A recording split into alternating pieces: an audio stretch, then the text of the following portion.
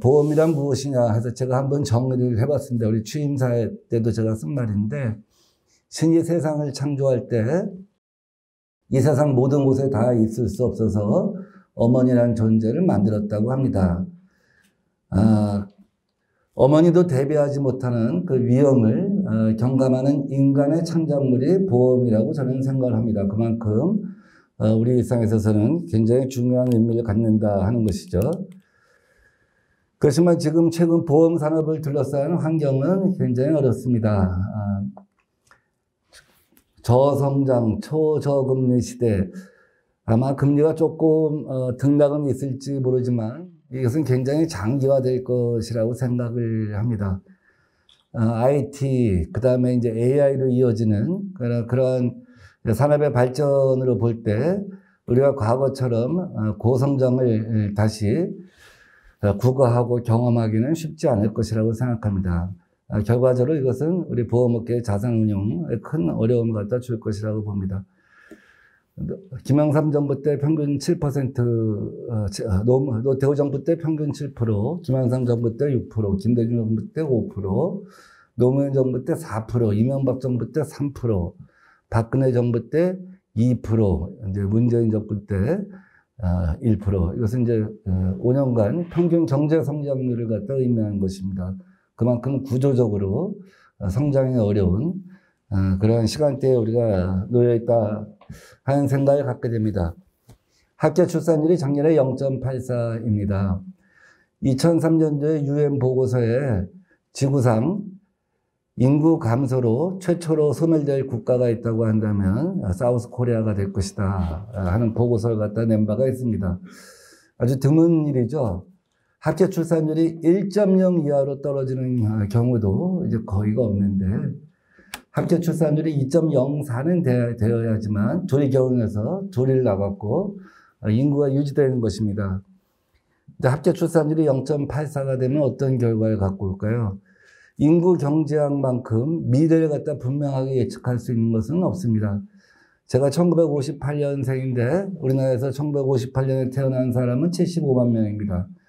중국에서 1958년에 태어난 사람은 2,500만 명, 1959년에 태어난 사람도 2,500만 명, 두 해 동안 태어난 사람이 우리나라 인구수랑 같더라고요. 무슨 말씀이냐면 이게 전쟁이나 전염병이나 혹은 이민이나 뭐 이런 특별한 변수가 없다고 한다면 그 인구가 그대로 간다는 것이죠. 그렇다고 한다면 합계 출산율 0.84에서 지금 태어나는 애들은 아마 다른 세대, 과거 세대를 위한 경제적 부담을 지기를 굉장히 어려워할 겁니다. 과연 국민연금이 지속될 거냐, 건강보험이 지속될 거냐. 지금 이제 20몇만 명 태어나는데 이런 사람들이 돈을 벌어서 세금을 내갖고 아버지, 어머니 세대뿐만 아니라 할아버지, 할머니 세대, 증조 할아버지, 증조 할머니 세대까지 만약에 부양을 해야 한다고 한다면 굉장한 저항이 있을 겁니다. 그 저항은 곧바로 아마 보험에도 영향을 미치지 않을까 하는 생각을 해봅니다. 세 번째로는 기후변화 팬데믹. 이제는 우리가 다 누구나 실감하는 얘기죠. 지금부터 100년 전에 스페인 독감이 발생했을 때 정확치는 않지만 한 5천만 명에서 7천만 명 정도가 사망했다고 합니다. 그 당시 지구 인구는 한 20억 정도 됐을 것 같아요. 근데 5천만 명에서 7천만 명이 사망했다면 어마어마한 숫자이죠. 그것은 알래스카에 있던 빙하에서 녹은 바이러스가 세상에 유포되고 그렇게 됐다고 합니다. 지금 2050년, 70년 사이에 남아있는 북극, 알래스카의 빙하가 다 녹을 가능성이 크다고 하는데 그 경우 인류가 경험해보지 못한 바이러스가 1만 개가 나온다고 합니다. 2050년 이후에 나오는 것이 아니죠. 내일부터 나올 수도 있고 모레부터 나올 수도 있고 그 모든 것이 인류가 우리 극복하지 못할 바이러스는 아닐 겁니다. 어떤 바이러스는 치명적이고 어떤 바이러스는 그렇지 않을 것입니다. 또 기후변화 이제 와서 실감하죠. 호주에서는 작년인가요? 6개월 동안 산불이 났죠. 세계 곳곳에서 그전에 볼 수 없었던 현상이 생기고 있지 않습니까? 얼마 전에 사하라 사막에 또 눈이 내렸더라고요. 이렇게 될 경우 보험이 이런 예측 가능하지 않은 재해들이 반복해서 올 때 그 보험이 감내해야 할, 감당할 수 있는 선을 넘어서는 경우가 많지 않을까 하는 생각을 해보게 됩니다. 그런 가운데 세계도 변화하고 우리 보험도 변화하고 금융도 변화하고 있습니다. 지난 20년 동안 가장 큰 변화가 뭘까요?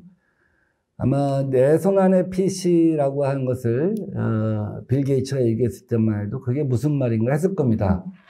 이제 우리가 컴퓨터, IBM 컴퓨터, 대형 컴퓨터 갖고 이제 노트북을 좀 옮겨가고 있는데 내 손 안에 PC가 과연 무슨 말인가 하는 생각을 했을 텐데 이제 모두 내 손 안에 PC를 경험합니다. 특히 2010년, 11년에 스마트폰이 보급되기 시작한 이후에는 세상이 스마트폰을 중심으로 다 바뀌었습니다. 정말 내 손 안에 PC인 거죠. 그래서 포노 이코노미, 포노 사이언스라는 말이 나올 정도입니다. 세계 10대 기업, 중국, 미국의 팡을 포함하여 중국의 이러저러한 회사들이 있지 않습니까? 그 세계 10대 기업 중에 9개는 다 이런 스마트폰을 갖다 관계된 기업들이죠. 그 끄트머리에 세계 10위 기업으로 이제 삼성이 있습니다. 반도체가 중심적인 기업이죠. 그만큼 중심이 이동했다라고 말씀드릴 수 있겠습니다. 그 다음에 내 손 안에 금융으로 간 거죠. 이제 다 아시는 것처럼 은행 같은 경우는 비대면 거래가 거의 90%가 넘습니다. 은행의 지점은 갈수록 줄어들고 있습니다. 남아있는 은행은 애플 스토어처럼 그 은행의 어떤 문화를 갖다 표현하는 그런 상징으로 소비자들과의 접촉 공간으로 활용이 될 것이고 대부분의 경우는 결국은 디지털 디바이드로 소외된 일부 시니어들을 제외하고는 또 장애인들을 제외하고는 결국은 다 스마트폰으로 넘어갈 것이다 이렇게 생각합니다. 그 몇 년 전만 해도 그래서 핀테크라고 했습니다. 파이낸스에 우리 금융에 테크가 일부 결합된 것이죠. 그렇게 발전한 것으로 봤습니다만 이제는 그것이 아니라 테크놀로지가 기본이고 그 테크놀로지 회사가 이제 파이낸스 운영하는 그래서 곧 IT 회사라는 말이 이제 실감이 나는 겁니다. 지금은 인슈테크라고 하고 또 인슈테크에 대해서 우리 보험 회사들이 조금은 낯설어 합니다만 언젠가는 또 거기도 테크 인슈라는 말이 나올지도 모른다 하는 생각이 듭니다. 내 손 안에 병원은 이제 불가능할까요?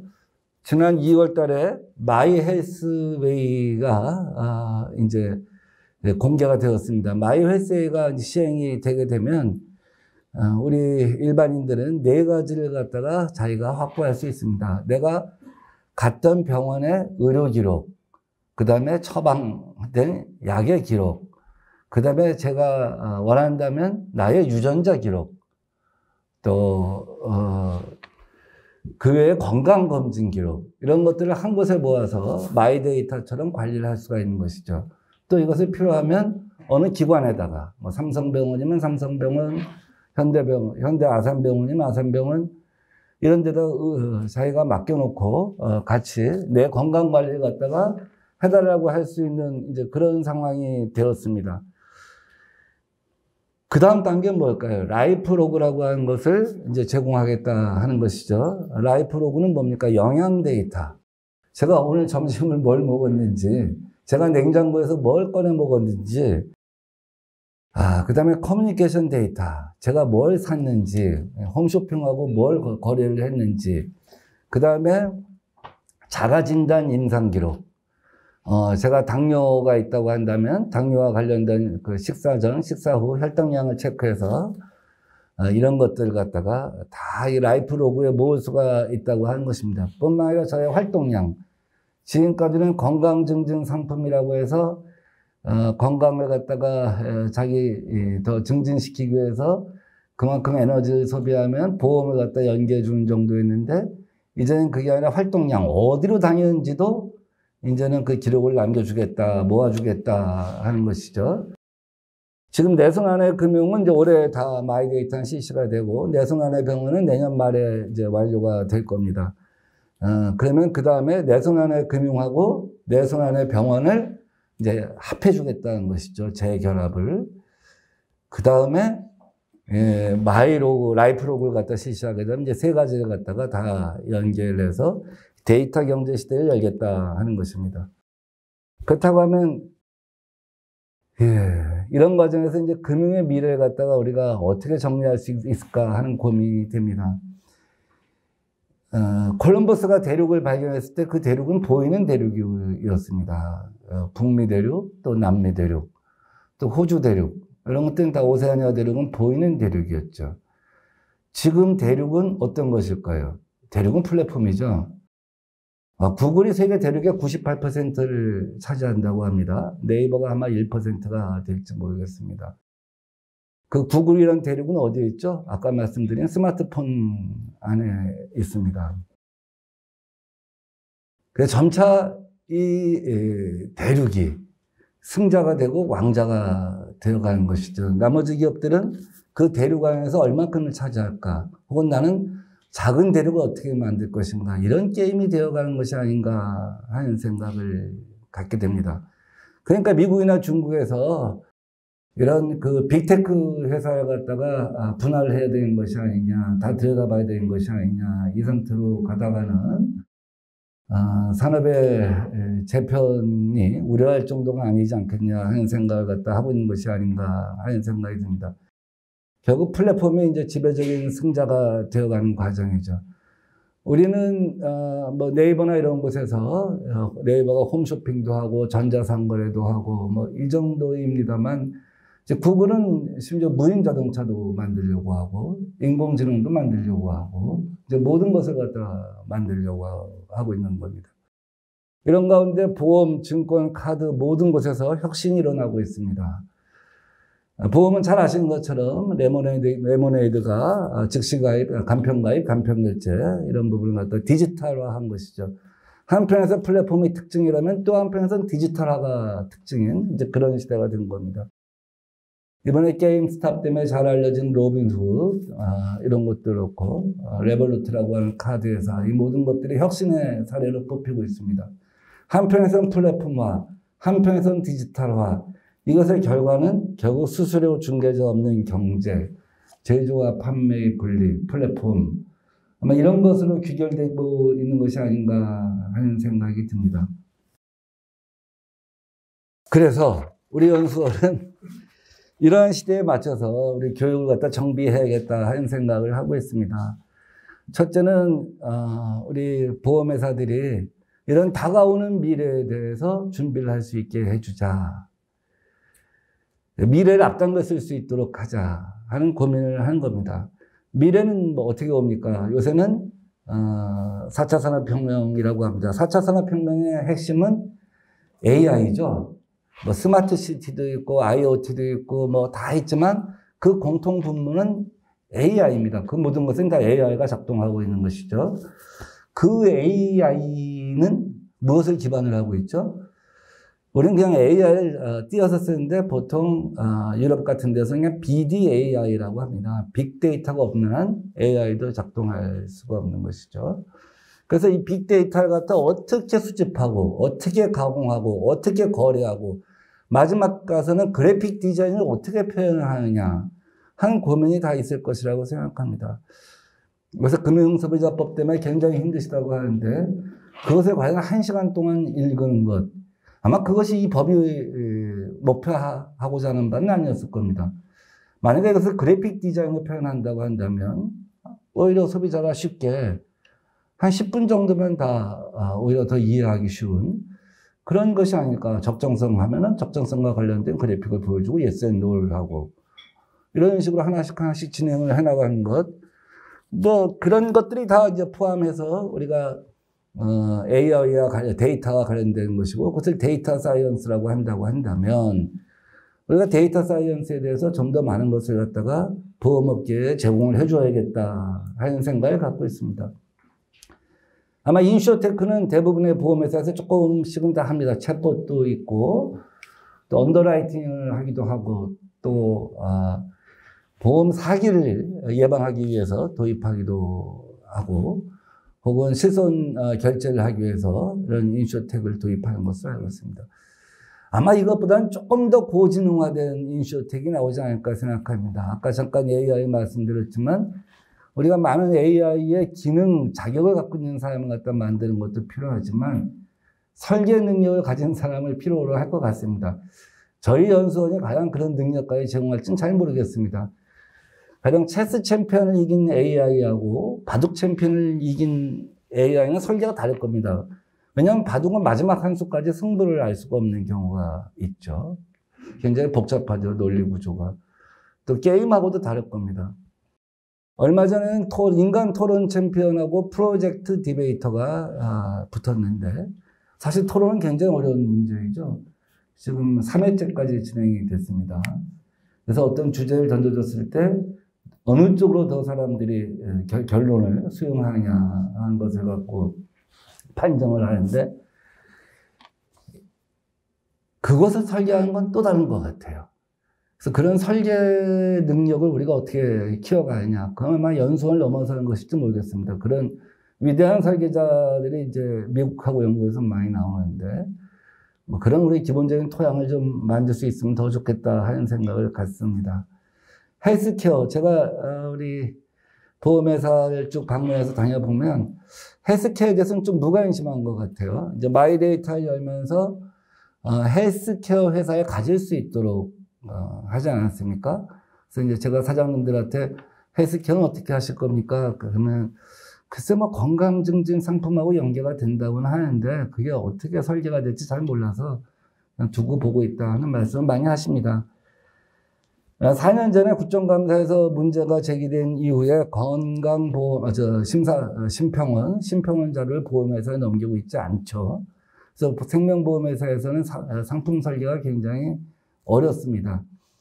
그렇지만 헬스케어 회사는 그 자료를 넘겨받을 수가 있습니다.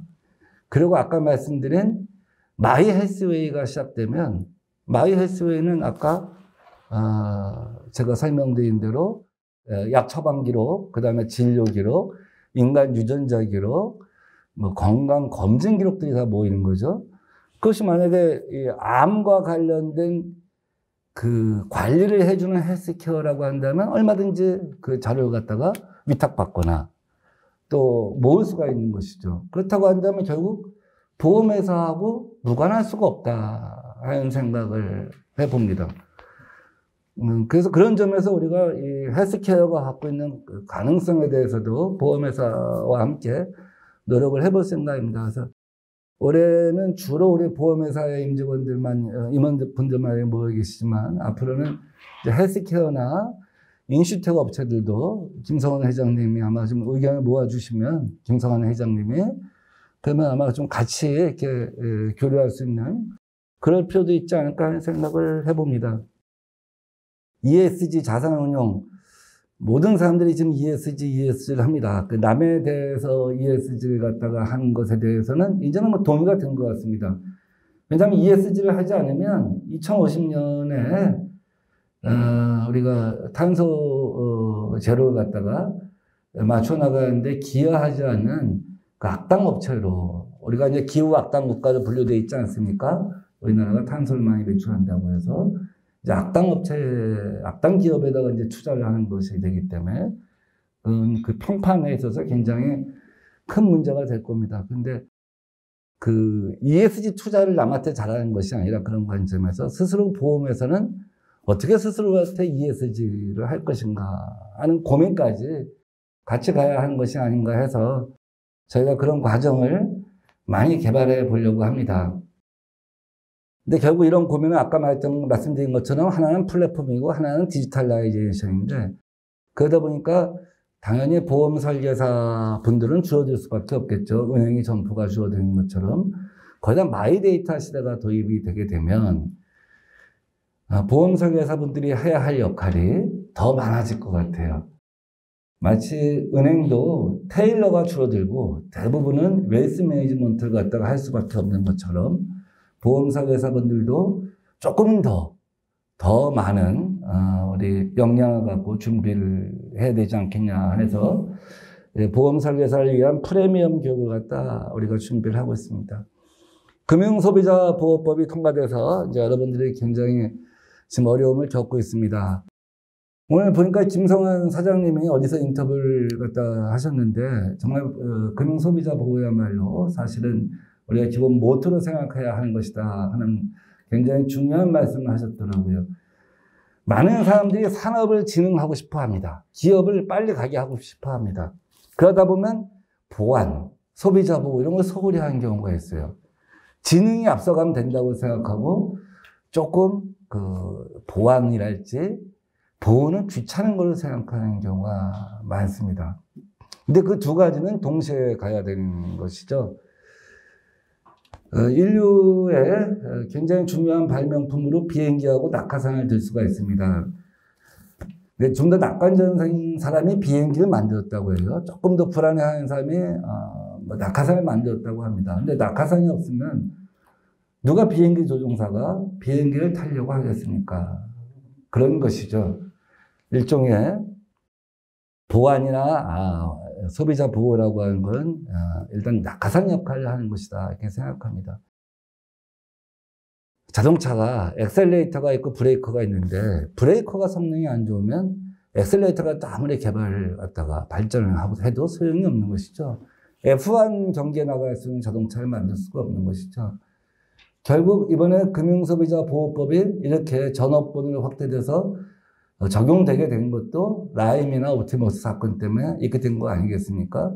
결국 소비자 보호에 대해서 이제 보험업계에서는 굉장히 억울해할 수 있는데 왜 그것이 이제 우리한테까지 불똥이 튀어야 하냐 하고 억울해할 수 있는데 또 이제 거꾸로 보면 그 밑바탕에 금융감독원에 들어오는 소비자 민원의 75%가 보험업종에서 발생하는 것이라고 합니다. 그래서 우리가 그런 관점을 갖고 소비자보호법에 따른 교육과 또 우리 이제 윤리교육 같은 걸 좀 강화해야겠다고 생각이 듭니다. 많은 회사에 자체 연수원이 있습니다. 그 자체 연수원에서 하는 것은 아마 첫째는 소속감, 충성감, 연대감 이런 것이 아닐까 하는 생각이 듭니다. 또 하나는 자사 제품을 판매하는 스킬 이런 것일 거라고 보는데 아무래도 이런 소비자 보호나 윤리교육 같은 경우는 일종의 서드 파티라고 할 수 있는 보험연수원이 더 강하지 않겠냐, 더 해야 되는 것이 아니냐 하는 생각을 갖고 더 열심히 준비를 해보도록 하겠습니다. 끝으로 이제 이번에 정관을 변경해서 청소년 금융교육을 할 수 있도록 했습니다. 제가 보험연수원장에 내정이 된 다음에 제가 뭐 텔레비전을 평소에 1년에 1시간도 안 보던 사람이 일부러 이제 유튜브라는 걸 들어가서 보험이라는 단어를 쳤더니 굉장히 부정적인 것들이 많이 떠오르더라고요. 보험 절대 들어서는 안 된다. 전직 보험 설계사가 말하는 뭐 그런 얘기들이 대부분인 것이죠. 이렇게 돼갖고는 안 되지 않겠냐. 그렇다고 이 보험이라고 하는 신뢰를 기반으로 하는 산업에 대한 불신을 하루아침에 우리가 제거할 방법은 없지 않느냐. 그렇다고 한다면 보험 회사에서 실제로 해야 할 일이 있고 우리가 해야 할 일이 있다라는 생각을 갖고 있습니다. 그래서 저희가 청소년 금융교육을 통해서 뭔가 좀 변화를 해보려고 합니다. 우리나라에는 고등학교를 졸업할 때까지 금융교육은 물론 경제교육이 없습니다. 참 어려운 문제이죠. 어떻게 이럴 수가 있을까요? 경제를 모르고 사회에 진출한다. 대학에서도 자기가 특별히 그 부분을 배우지 않는 한 경제와 금융을 갖다 접할 수가 없죠. 그렇지만 경제와 금융하고 동떨어진 것은 아무것도 없습니다. 그리스 로마 시대에 2500년 전에 도시 간에 해상 무역이 가능했던 것은 사실은 그때 선박저당 제도랄지 이런 것들이 이미 발전되었기 때문에 가능하다는 것입니다. 유럽에서 식민지를 개척할 때 수십 척의 배를 갖고 남아메리카에 가서 금을 갖다가 실어 오려면 사실은 보험이 없었으면 불가능했겠죠. 그래서 인류도 보험이 시작된 거 아닙니까? 동양과 서양이 대포를 만들고 뭐 이런 차이는 그렇게 크지 않았었는데 마지막 가서 차이가 벌어지기 시작한 게 이런 보험이랄지 국채랄지 주식회사랄지 결국 경제와 금융에서 큰 차이가 벌어졌다는 것입니다. 그래서 저희가 이 호모사피엔스를 갖다 만들기 위한 그런 경제교육을 해보자. 스스로 생각하고 관찰하고 스스로 이행하는 걸 해보자. 여기 계신 많은 분들이 보험회사 들어갈 때 입사시험 문제는 기억하지 못할 겁니다. 근데 여러분들이 개발한 상품은 기억할 겁니다. 그게 결정적인 차이인 거죠. 시험은 사람을 성숙시키지 않습니다. 그러나 자기가 프로젝트를 이행해보면 사람의 생각을 성장시킵니다. 가령 저희 프로그램은 초등학생이라고 한다면 그 성장 단계에 맞춰서 학교에서 집에까지 가는 동안 아이들이 제일 관심 있는 게 뭐가 있을까요? 뭐 떡볶이나 피자집 아니겠습니까? 그러면 떡볶이나 피자집이 어디 있는지 그려봐라. 몇 미터마다 하나씩 있는지, 같이 모여 있는지. 상권 지도를 그려보고 간판을 봐라. 메뉴를 봐라. 그 다음에 주인하고 손님하고 인터뷰를 해봐라.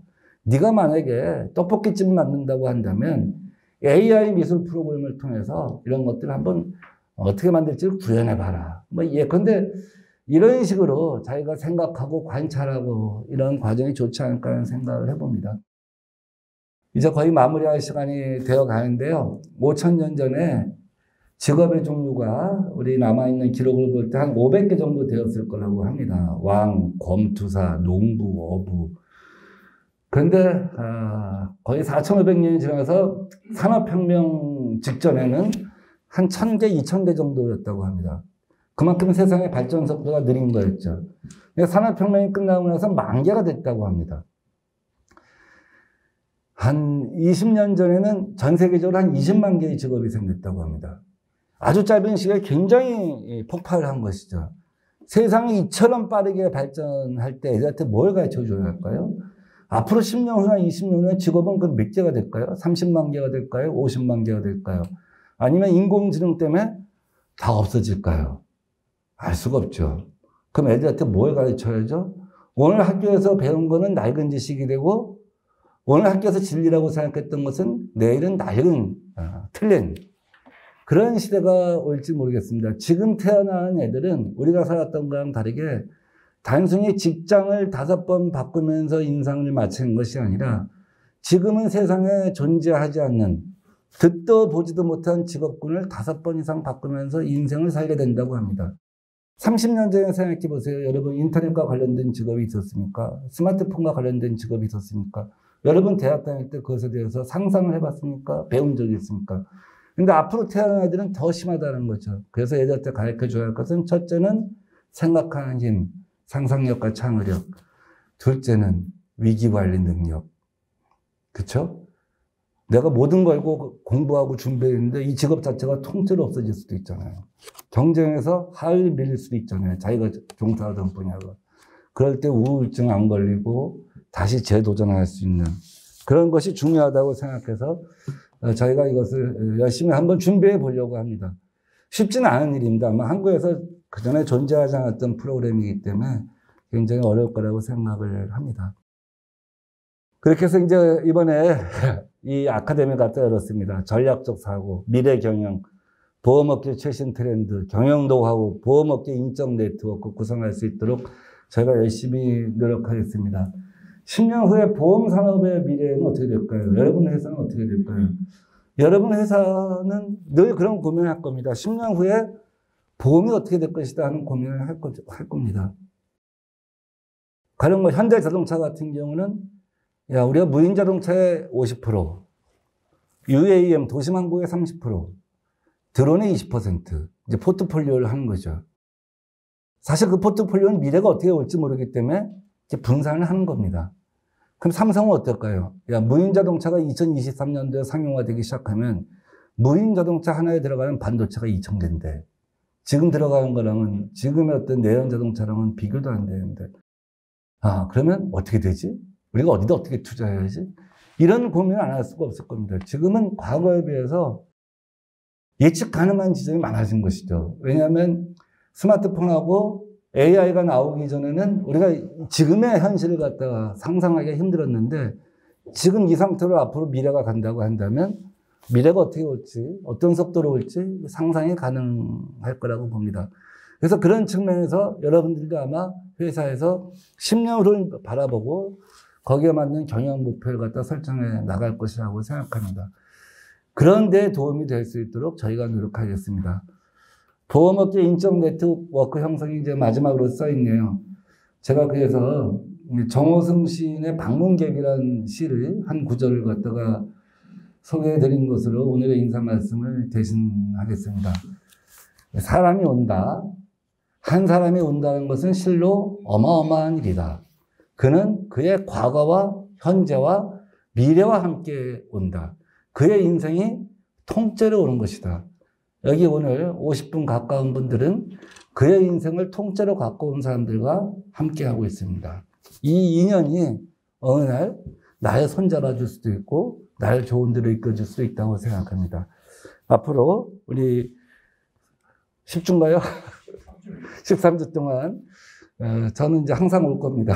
항상 올 거니까. 왜냐하면 제가 항상 와서 여러분들 말씀을 드려야지만 제가 공부가 될 테니까 듣고 함께 노력하도록 하겠습니다. 부족한 점이 있으면 여러분이 일깨워 주시고 또 지도해 주시기 바랍니다. 다시 한번 오늘 이 강좌를 신청해 주신 모든 분들께 진심으로 감사드립니다. 고맙습니다.